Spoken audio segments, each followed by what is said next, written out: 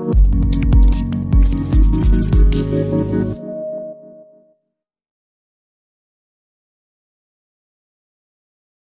ini, Hari Raya Allah Tritunggal Maha Kudus. Yesus menegaskan bahwa Allah adalah Esa dan Allah mencintai manusia melalui Yesus Kristus putranya itu dalam Roh Kudus. Yesus menyatakan dirinya Tuhan dan mengutus Roh Kudus dari Bapa untuk menghidupkan dan menyelamatkan, menjumpai kita semua.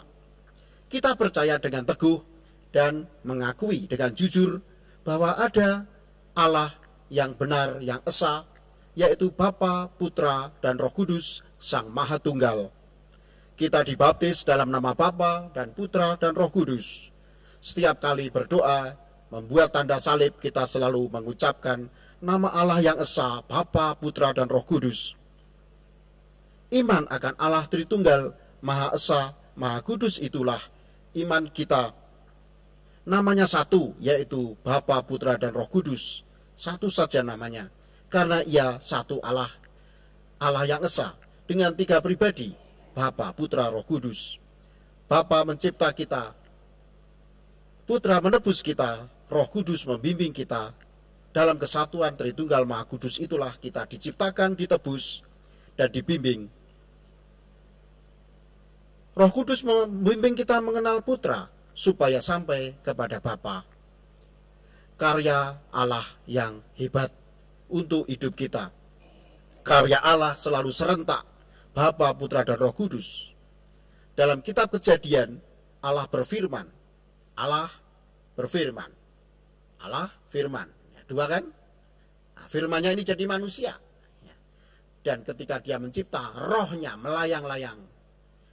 Jadi Allah Tritunggal berkarya dalam penciptaan, juga dalam penebusan, juga di dalam bimbingan hidup kita setiap hari. Maka itu Allah Bapa berfirman, firman itu putranya, dan Roh Kudusnya serentak berkarya, mengasihi. Bapa mengutus firman-Nya menjadi putra Allah yaitu Yesus Kristus, menjadi manusia, sama seperti kita dalam segala hal, selain dalam hal dosa. Dan dalam kuasa Roh Kudus, ia membimbing kita. Yesus mewartakan Allah sebagai Bapa dan menjanjikan Roh Kudus.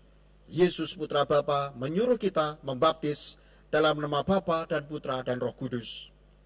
Begitu besar kasih Allah akan dunia ini, sehingga Allah Bapa itu menciptakan dunia, memberikan dirinya bagi dunia dalam Yesus Kristus, firman-Nya yang menjadi manusia, yaitu putranya yang tunggal.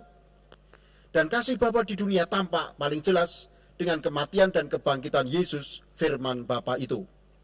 Yesus berkata, siapa yang melihat aku, melihat Bapa. Aku dan Bapa adalah satu. Di Injil Yohanes bab 14 dan 17 sangat jelas. Karena itu, kematian tidak berdaya melawan kasih Allah yang begitu besar bagi manusia. Yesus bangkit dan dia menjanjikan Roh Kudus. Yesus sang anak tunggal Bapa mengutus dari Bapanya Roh Kudus, sang penghibur. Roh Kudus yang membimbing kita menerima Yesus agar kita sampai kepada Bapa, dan semuanya demi keselamatan kita manusia. Karena cinta ilahi, kita yang dibimbing Roh Kudus selalu dalam sang terang yaitu Kristus, menuju Bapa. Sebaliknya, orang yang menolak terang Kristus selalu dalam kegelapan. Dan mereka kasihan sekali. Sebetulnya Allah tidak pernah menghukum. Mereka sendirilah yang menghukum dirinya sendiri karena tidak percaya pada sang terang. Karena penolakannya terhadap Allah Tritunggal Maha Kudus. Maka saudara-saudari, Allah begitu mengasihi kita, lalu bagaimana kita menanggapinya? Pertama-tama kita syukuri status kita sebagai putra-putri cahaya, putra-putri Allah. Mari syukuri itu dengan penuh sukacita. Yang kedua, syukur itu kita wujudkan seperti sifat Allah sendiri yang saling mengasihi, saling berbagi satu sama lain. Kita mengasihi saudara-saudari. Kita sungguh-sungguh dalam Allah Tritunggal Maha Kudus hanya bisa mengasihi, dan kita mohon rahmat itu di masa pandemi ini supaya makin penuh kasih. Kita bagikan pengalaman dikasihi Tuhan itu pada sesama dalam perilaku sehari-hari. Kemuliaan kepada Bapa dan Putra dan Roh Kudus, seperti pada permulaan, sekarang, selalu, dan sepanjang segala abad. Amin.